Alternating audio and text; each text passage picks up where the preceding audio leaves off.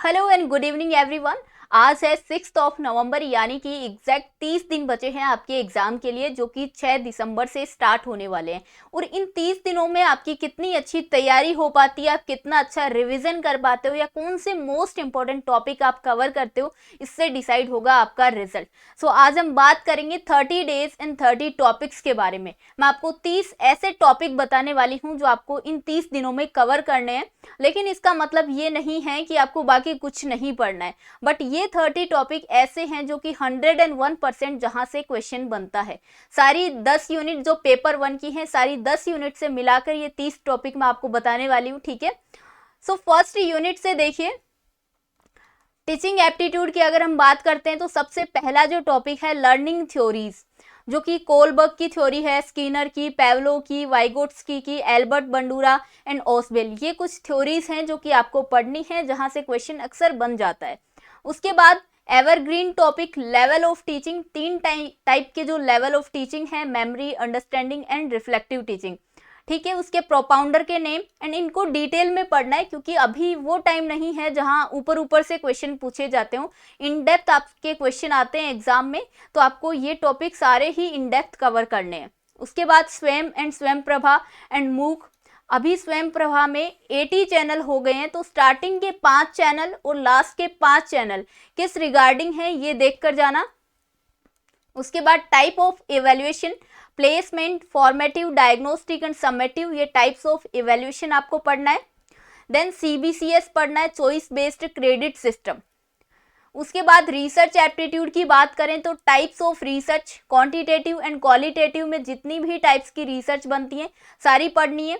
उसके बाद steps of research, जो मेजरली हम 7 स्टेप मानते हैं रिसर्च के, वो आपको सीक्वेंस में याद होने चाहिए। और methods of research, types of scale and उसके अलावा कुछ मेजरमेंट स्केल होते हैं, जैसे कि NOIR, nominal, ordinal and interval and ratio जो स्केल हैं उनके बारे में आपको पढ़ के जाना है।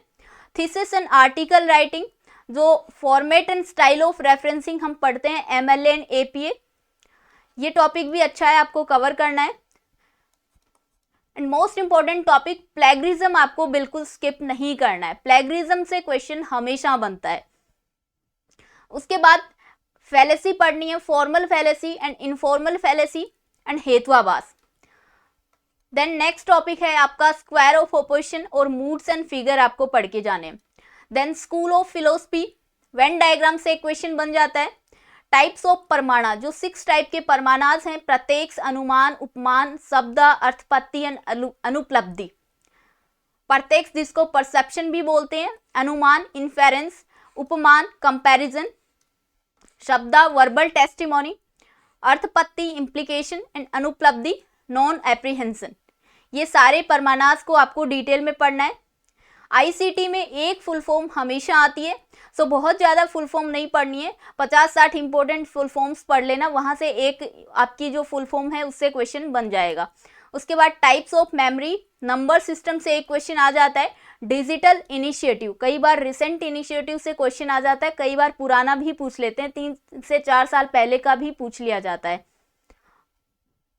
उसके बाद कम्युनिकेशन की बात करें तो टाइप्स ऑफ कम्युनिकेशन, जिसमें ग्रेपवाइन कम्युनिकेशन बहुत ही इंपॉर्टेंट टॉपिक है।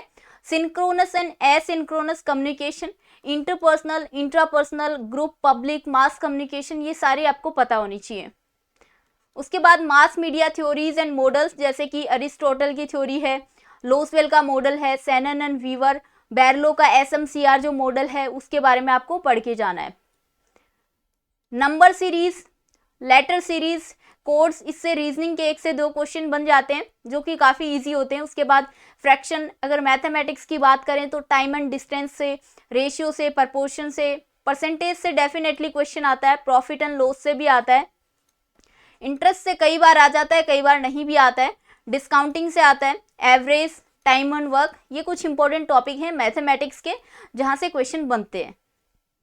उसके बाद MDG एंड SDG गोल आपको टिप्स पे याद होने चाहिए, कोई भी किसी भी सीक्वेंस से आपसे क्वेश्चन उठा के पूछा जा सकता है। उसके बाद पोल्यूशन में noise pollution, water and air pollution, waste में solid, liquid, hazardous, electronic and air quality index के बारे में पढ़ के जाना। उसके बाद नेचुरल एंड एनर्जी रिसोर्सेज जैसे कि solar, geothermal, biomass, nuclear and forest and natural hazards and disasters.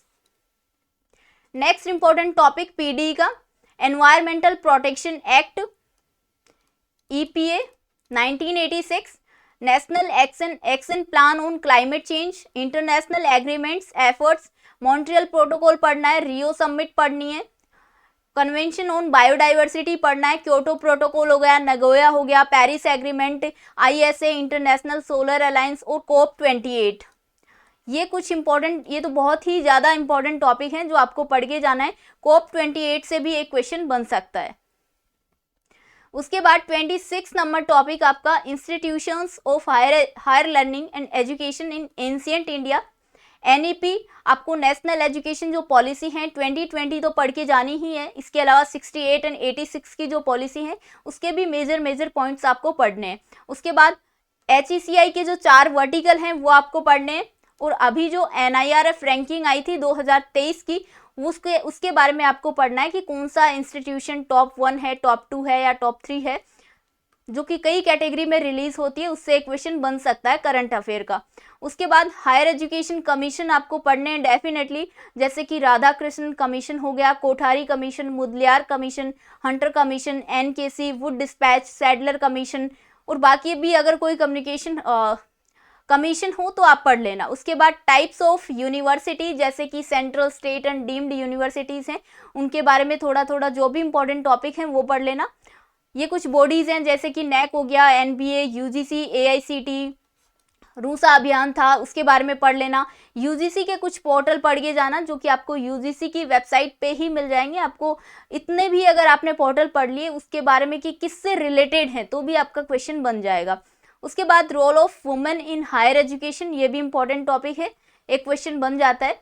So guys यही थे 30 टॉपिक्स जो आपको कवर करने हैं। ये मोस्ट इंपॉर्टेंट टॉपिक हैं और डेफिनेटली यहाँ से आपको क्वेश्चन देखने को मिलेगा।